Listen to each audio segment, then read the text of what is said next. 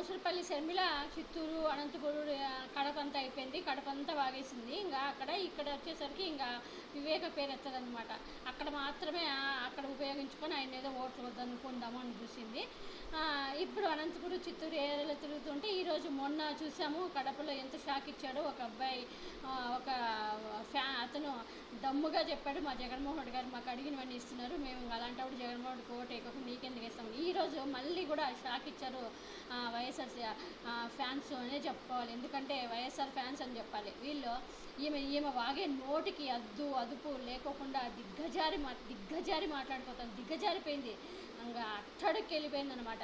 దిగజారి ఇష్టం వచ్చినట్లు జగన్మోహన్ రెడ్డి గారి గురించి మాట్లాడుతుంటే సిద్ధం బ్యానర్ ఇంకా దాంతో మాట్లాడి వేస్ట్, ఈ బోకుముండతో వేస్ట్ మాట్లాడి అని సిద్ధం బ్యానర్ చూపించారనమాట. కాసుకొని నీకు చూపిస్తాం నువ్వు అనే దానికి సిద్ధం బ్యానర్ చూసేసరికి ఊగిపోయింది, దీనికి మండింది అనమాట. మండిపోయి ఆవేశంలో ఆ పవన్ కళ్యాణ్ చెల్లెలు ఉన్నట్టు, పవన్ కళ్యాణ్ తగ్గట్టు ఉన్నట్టుంది ఈమె. అట్లాగే పవన్ కళ్యాణ్ ఎలా ఊగిపోతాడో అలా ఈమెకు కూడా ఈరోజు కోపం వచ్చేసి సిద్ధం బ్యానర్ చూసేసరికి వాగేసింది అనమాట. చూడండి, సిద్ధం బ్యానర్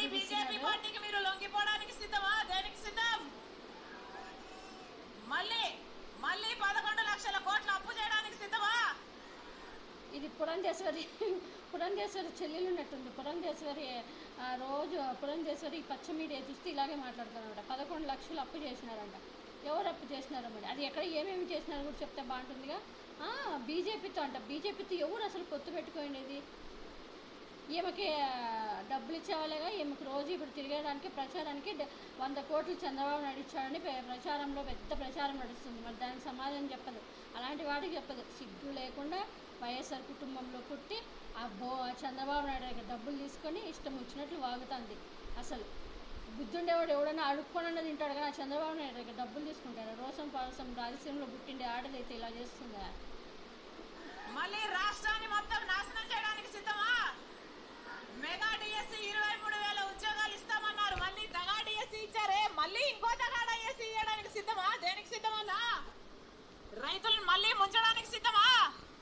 మద్యపాన నిషేధం అన్నారే, మళ్ళీ ప్రజలను ఆడవాళ్ళని ముంచడానికి సిద్ధమా? దేనికి సిద్ధమన్నా? సిద్ధమా? మేము కూడా సిద్ధం, మేము కూడా నిన్ను ఓడించడానికి.